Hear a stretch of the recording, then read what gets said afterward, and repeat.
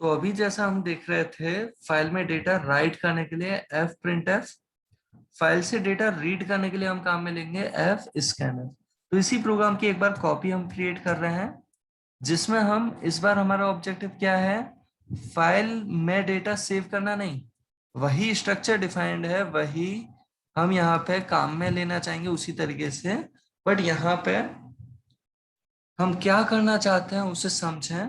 File से data read करके console पे प्रिंट करना चाहते हैं, और इसके लिए हम क्या कर रहे हैं वो भी समझें। हम नंबर ऑफ स्टूडेंट यूजर से नहीं पूछना चाहते, यूजर से हमें नंबर ऑफ स्टूडेंट पूछने की रिक्वायरमेंट नहीं लग रही, तो हमने नहीं पूछे। मैलॉक ये तो था एरे के रेस्पेक्टिवली कि एरे को मेमोरी एलोकेट करवानी है, तो हम ये मैलॉक कैलॉक काम में ले रहे थे। हमें एरे की भी जरूरत अगर नहीं है तो हम नहीं देंगे, जैसी रिक्वायरमेंट लगे वैसा आप ये प्रोवाइड कर सकते हैं। अभी हम एक सिंपल मैनर में यहाँ पे बात कर रहे हैं कुछ ऐसी कि हम एक लूप तो प्रोवाइड करना चाहते हैं। लूप कैसा? तो लूप सपोज आई वेरिएबल भी हमने नहीं लिया, हम केवल इतना सा काम करना चाहते हैं इस लूप में कि फाइल से डेटा लेके आए, कंसोल पे डेटा प्रिंट कराएं, फिर नेक्स्ट डेटा फाइल से लेके आए, कंसोल पे डेटा प्रिंट कराएं, फिर नेक्स्ट डेटा फाइल से लेके आए, कंसोल पे प्रिंट करवाएं। इस तरीके का हम इम्प्लीमेंटेशन करना चाहते हैं, जैसा अभी हमने पहले भी देखा था फाइल से डेटा रीड करने वाली अप्रोच में। एन और आई वेरिएबल की अगर जरूरत नहीं है तो हम हटा देंगे। यहाँ पे हम ये जो लूप प्रोवाइड कर रहे हैं, ये लूप किस लिए प्रोवाइड कर रहे हैं वो समझें। हम यहाँ पे फाइल से डेटा रीड करना चाहते हैं, जिस फाइल में ये डेटा हमने प्रोवाइड किया उसी फाइल से। तो हमने सबसे पहले तो ये फाइल ओपन की, किस मोड में? रीड मोड में। टेक्स्ट फाइल है तो आरटी लिख सकते हैं पूरा, वही फाइल का नेम है जो अभी थोड़ी देर पहले हमने प्रोवाइड कर रखा है। और अगर ये फाइल ओपन हो गई तो आगे का काम करना है, नहीं तो करना ही नहीं है। तो ये हमने प्रोवाइड कर दिया फाइल ओपन हो गई या नहीं उसे चेक करने के लिए। फिर उसके बाद हमें क्या करना है, यहाँ पे फाइल का डेटा जब हम प्रिंट करना चाहते हैं उसके लिए हमने क्या किया, तो ये जो हमारा व्हाइल लूप चल रहा है उस लूप के अंदर इस ऑर्डर में डेटा जो फाइल में सेव किया था उसी ऑर्डर में डेटा रिसीव करना चाहेंगे और फिर कंसोल पर प्रिंट करना चाहेंगे। तो हमें क्या करना है वो आराम से समझें। हमें एक काम तो करना है, फाइल से डेटा रीड करना है और कंसोल पे डेटा प्रिंट करना है। तो कंसोल पे डेटा प्रिंट करना तो आप सभी जानते हैं, पॉइंटर की जरूरत नहीं है, प्रिंटर से प्रिंट करा दिया। उस एस नेम के ऑब्जेक्ट, एरे नहीं है इस बार, एस नेम का क्या है इस प्रोग्राम में, एक ऑब्जेक्ट अवेलेबल है, एक स्टूडेंट को रिप्रेजेंट करने का तरीका। अब चाहो तो इसका नाम हमने S1 दे दिया, जिससे आपको और ज्यादा ध्यान रहे कि यहाँ पे एस एरे नहीं है, S1 नेम का एक ऑब्जेक्ट अवेलेबल है जो एक ही स्टूडेंट की बात कर रहा है। लेकिन ये हम कुछ इस तरीके से काम में लेते हैं कि ये पहले फाइल का फर्स्ट डेटा लेके आता है और फिर कंसोल पे प्रिंट कर देता है। फिर सेम इसी ऑब्जेक्ट में हम फाइल से सेकंड स्टूडेंट का डेटा लेके आते हैं, कंसोल पे प्रिंट कर देता है। फिर सेम इसी ऑब्जेक्ट में, मतलब एक ही वेरिएबल की हेल्प से, जैसे आप बहुत सारी वैल्यू काम में ले सकते हो, पहले एक वैल्यू प्रिंट करवा सकते हो, दूसरी वैल्यू दी तो पुरानी वैल्यू गायब, बट दूसरी वैल्यू काम में ले सकते हो। फिर तीसरी वैल्यू दी तो दूसरी वैल्यू गायब, बट तीसरी को तो काम में ले सकते हैं, एंड सो ऑन। तो यहाँ पे S1 ऑब्जेक्ट में ही डेटा हम रीड करवा रहे हैं। कैसे रीड करवाते हैं, तो होपफुली आपको स्कैनफ की अप्रोच तो पता ही है आप सभी को। इस तरीके से दिया, एड्रेस प्रोवाइड कर दिया, address of S of I dot roll. Name एक एरे है तो एड्रेस स्पेसिफाई करने की जरूरत नहीं है, परसेंटेज से उसे रीड कर रहे हैं, या आप चाहें तो गेट से भी रीड कर सकते थे। या हमने address of S of I dot percentage इस तरीके से प्रोवाइड किया, परसेंटेज रीड करने। तो ये डेटा रीड करने के लिए हमने प्रोवाइड किया F scanf, print F console पे वो डेटा प्रिंट करने के लिए। बस ये डेटा रीड किस में करना है, एरे तो है ही नहीं, S1 नेम का जो ऑब्जेक्ट है उसी के अंदर रीड करवा रहे हैं।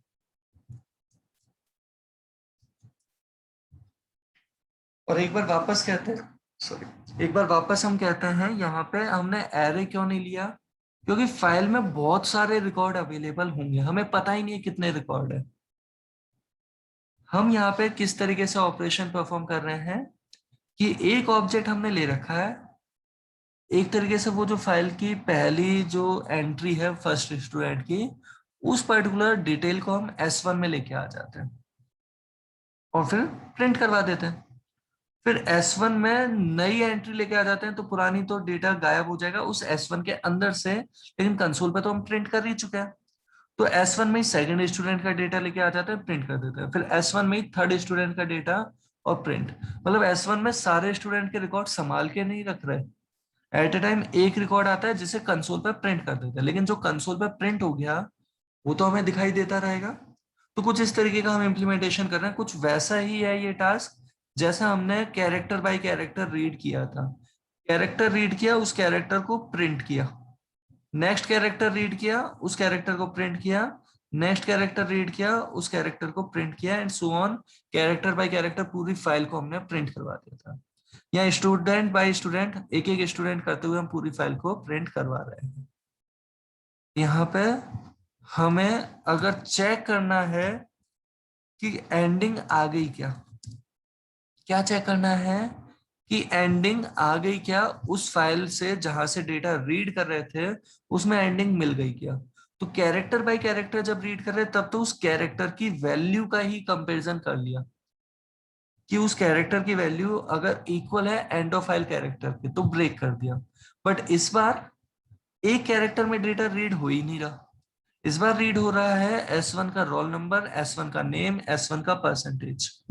और अगर ये एंड ऑफ फाइल मिलने के कारण वो टास्क फेल हो गया तो वहीं हमें ब्रेक कर देना है। जैसे सपोज 5 स्टूडेंट का डेटा अवेलेबल था, तो पहले का रीड किया, प्रिंट कर देगा, दूसरे का रीड किया, प्रिंट कर देगा, तीसरे का रीड किया, प्रिंट कर देगा, चौथे का रीड किया, प्रिंट कर देगा, पांचवे का भी रीड करके प्रिंट कर देगा। लेकिन जैसे ही छठे का रीड करना चाहेगा, लूप तो इनफाइनाइट लूप है, जैसे ही एक एक्स्ट्रा एलिमेंट का ये डेटा रीड करना चाहेगा, वहां पे पता चलेगा कि आगे डेटा रीड नहीं कर पा रहा है, रीजन उसका एंड ऑफ फाइल आ चुका है रीड ऑपरेशन में। तो उस चीज को डिटेक्ट करने के लिए हम यहाँ पे काम में ले रहे हैं FEOF नाम का एक pre defined function. FEOF file के अंदर एंड ऑफ फाइल चेक करने का एक प्री डिफाइंड फंक्शन है। ये फंक्शन प्रोवाइड करता है ट्रू या फॉल्स। अगर एंड ऑफ फाइल आ गया तब तो देगा ट्रू, एंड ऑफ फाइल नहीं आया तो देगा ये फॉल्स। हमें क्या करना है, अगर एंड ऑफ फाइल आ गया तो इस लूप से बाहर आ जाना है, तो हमने प्रोवाइड कर दिया ब्रेक। एंड ऑफ फाइल जैसे ही आ जाए इस लूप से बाहर आ जाएंगे, उसके लिए हमने FEOF फाइल से end of file character check किया कि आ गया या नहीं आया, कौन सी फाइल जो पी पॉइंटर से रिप्रेजेंट हो रही है। उस केस में अगर वो एंड ऑफ फाइल कैरेक्टर आ गया है तो हम इस प्रोग्राम से, इस पर्टिकुलर लूप से बाहर निकलना चाह रहे हैं, उसके लिए ब्रेक प्रोवाइड कर दिया। फाइनली वो डेटा हमारे सामने प्रिंट हो चुका होगा। एक बार इस प्रोग्राम को हम कर रहे हैं compile and execute, and execute किया तो फाइल में जो भी डेटा था वो यहाँ पे आ चुका है। और एक चीज समझें, अब हमारे पास दो जो प्रोग्राम अवेलेबल हैं, एक प्रोग्राम तो फाइल में डेटा राइट करवा रहा है और दूसरा फाइल से डेटा रीड कर रहा है। पहले प्रोग्राम में हम एक और स्टूडेंट का रिकॉर्ड अगर एंटर करते हैं, जैसे ये रोल नंबर 6 एंड नेम दे दिया हमने सपोज कुछ ऐसा, एंड परसेंटेज दे दिया ऐसे, सपोज ऐसे ना, हैज बीन सेट। और यहाँ पे अगर हम इस पर्टिकुलर प्रोग्राम को एग्जीक्यूट करते हैं तो हमारे पास एक और रिकॉर्ड आ गया। होपफुली आपको आइडिया लग रहा है, सेम फाइल पे ऑपरेशन कर रहे हैं ये दोनों प्रोग्राम।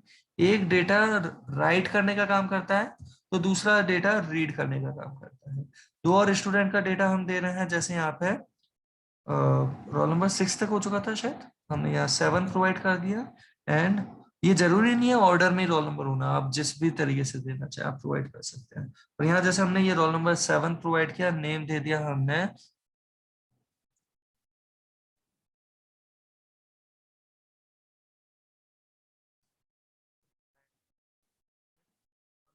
एट दिया, नेम दे दिया सपोज, एंड यहाँ परसेंटेज दे दी सपोज हमने 8। एंड इस केस में जो हमारा सेकंड प्रोग्राम है वो हमें ये डेटा विजिबल करवा देगा, जितना भी रिकॉर्ड आ चुका है वो पूरा रिकॉर्ड।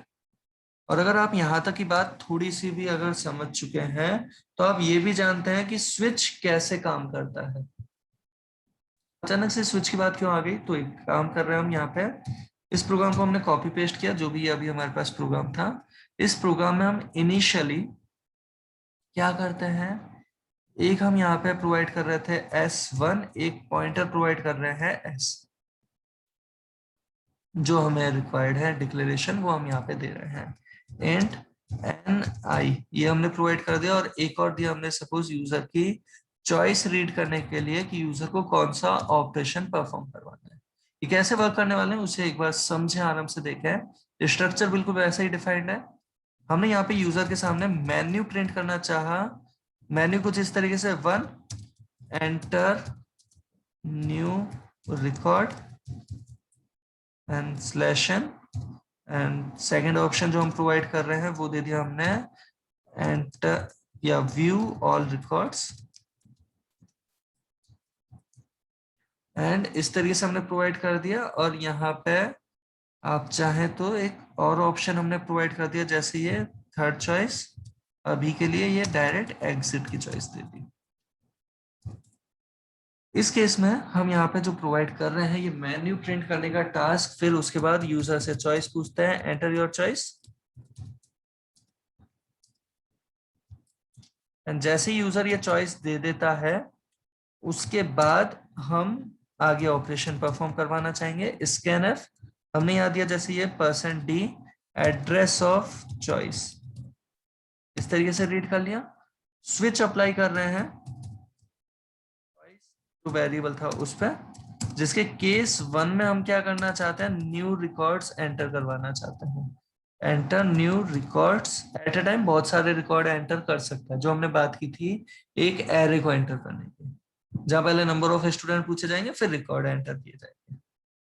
तो कुछ इस तरीके से हमने प्रोवाइड कर दिया एंटर न्यू रिकॉर्ड्स, और यहाँ केस 1 पे आके हम पूरा वो डेटा प्रोवाइड, वो प्रोग्राम प्रोवाइड कर रहे हैं जो अभी हमने देखा था, एक एरे के डायनेमिक मेमोरी लोकेशन से लेके आगे तक का टास्क, वो पूरा हम यहाँ पे प्रोवाइड कर सकते हैं। तो जैसे हमने ये पूरा क्वेश्चन किया यहाँ से कॉपी,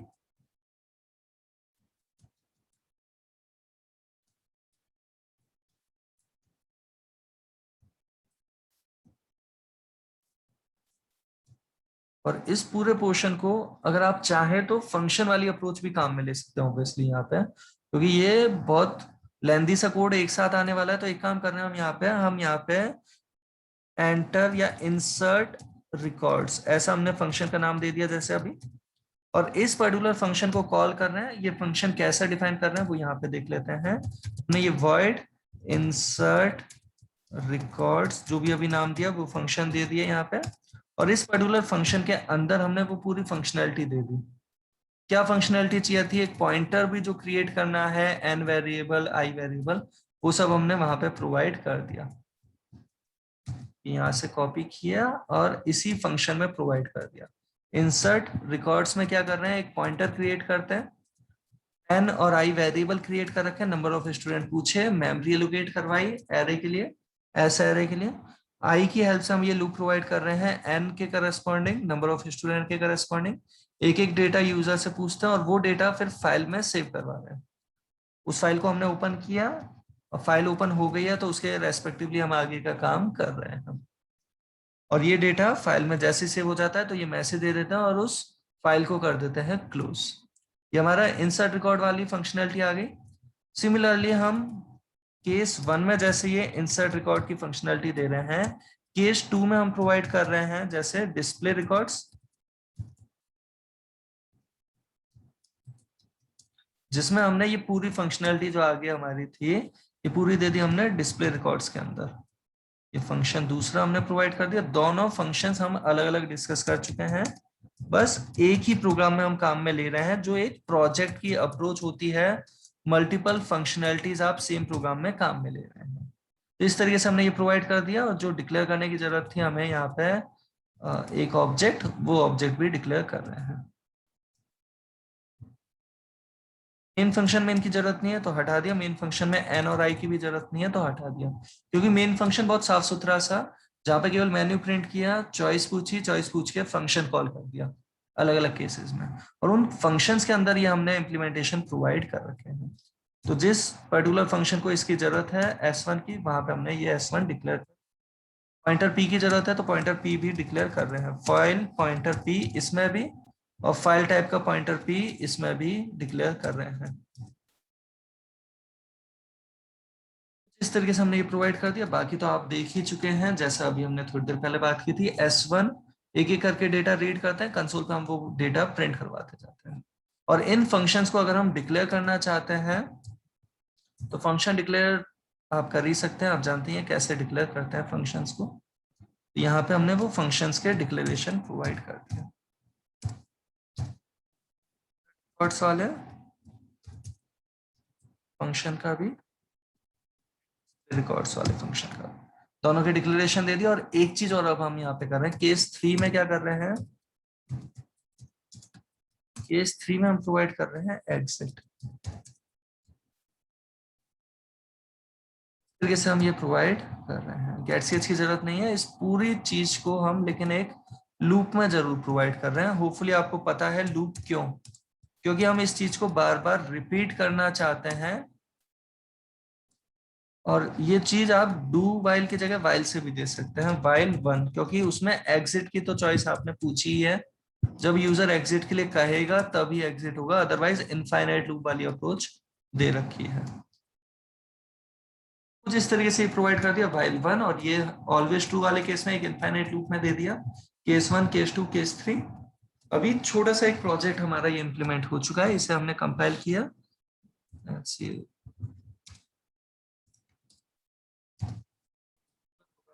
कंपाइल कर लिया, एग्जीक्यूट कर रहे हैं। ये हमारे पास मेन्यू आता है, और इस पर्टिकुलर मेन्यू में, अच्छा यहाँ लाइन चेंज करने का ऑप्शन हम दे सकते थे ना। तो अभी यहाँ पे हम जैसे देते हैं 1 या 2 हम प्रोवाइड कर रहे हैं व्यू ऑल रिकॉर्ड्स, तो सारे रिकॉर्ड हमारे सामने ये प्रिंट हो गए। फिर वापस से ये मेन्यू हमारे सामने प्रिंट होता है। मेन्यू जैसे ही प्रिंट होता है हमें क्या करना है, एक नया रिकॉर्ड इंसर्ट करना है। हमने choice 1 the, number of student दिए जैसे हमने यहाँ पे 2, नेम दे दिया जैसे हमने ये रोल नंबर दिया सपोज 9, नेम दे दिया सपोज चिंटू, एंड परसेंटेज दे दी हमने सपोज 99। रोल नंबर 10, नेम दे दिया हमने सपोज ये मिंटू, एंड परसेंटेज दे दी हमने सपोज 96। तो ये फाइनली हमारे पास रिकॉर्ड पहुंच चुका होगा। वो बात अलग है, अभी थोड़ी सी क्लियरिटी लाई जा सकती है। अभी हम यहाँ चॉइस देते हैं व्यू ऑल रिकॉर्ड्स की, तो ये पूरा डेटा हमारे सामने प्रिंट हो रहा है। एग्जिट कर देते हैं तो बिल्कुल ये प्रोग्राम से हम बाहर निकल गए, प्रोग्राम हमारा टर्मिनेट हो गया। यहाँ पे कुछ ऐसा भी किया जा सकता है, एंटर योर चॉइस, एक चीज तो ये अलग लाइन में आ जाए, /n दे दिया। दूसरी चीज, जब डिस्प्ले रिकॉर्ड होता है उस वक्त गेट ch प्रोवाइड कर सकते हैं, जिससे वो कैरेक्टर रीड करने के लिए रुके, फिर आगे बढ़े, आगे मेन्यू उसके बाद प्रिंट करे। तीसरी चीज, जैसे ये एक बार लूप चल जाता है, या तो रिकॉर्ड इंसर्ट किया या उस पर्टिकुलर रिकॉर्ड को हमने यहाँ पे डिस्प्ले करवाया। अच्छा, गेट ch ना हम इंसर्ट रिकॉर्ड्स के केस में भी प्रोवाइड कर सकते हैं, क्योंकि डेटा हैज बीन सेव्ड वाला मैसेज आ रहा होगा। तो कुछ इस तरीके से हमने ये गेट ch प्रोवाइड किया, और साथ के साथ सिस्टम, होपफुली आपको ध्यान होगा, जिसमें हमने यहाँ पे प्रोवाइड कर दिया ये CLS। देखते हैं ये वर्क कर रहा है या नहीं। कंपाइल किया, एग्जीक्यूट किया, चॉइस दी हमने 2, एंड इस तरीके से, और ये बिल्कुल वर्क कर रहा है, साफ सुथरा सा है। हम वापस चॉइस 2 दे रहे हैं, ये डिस्प्ले होता है हमारे सामने, और जैसे ये कैरेक्टर दिया वो क्लियर हो गया। System CLS clear screen perform कर रहा है उस कमांड लाइन के लिए। यहाँ 1 देते हैं, नया रिकॉर्ड इंसर्ट करते हैं एक स्टूडेंट का, और रोल नंबर दिया हमने जैसे 11, नेम दे दिया हमने सपोज ऐसी कुछ भी, एंड परसेंटेज दे दिया हमने सपोज 75। डेटा सेव रिकॉर्ड अगर चेक कर रहे हैं तो कुछ इस तरीके से रिकॉर्ड अवेलेबल है। तो होपफुली यहाँ तक की बात का आप सभी को कुछ आइडिया लगा होगा। एग्जिट हमने कर दिया। आज के लिए इतना ही, बाकी बात करेंगे नेक्स्ट क्लास में। नेक्स्ट क्लास में ये ऑपरेशंस बाइनरी फाइल के साथ हम परफॉर्म करके देखना चाहेंगे। अभी टेक्स्ट के साथ कर रहे थे, बाइनरी फाइल के साथ करेंगे, और साथ में कुछ और कॉन्सेप्ट भी डिस्कस करेंगे। आज के लिए इतना ही, थैंक यू।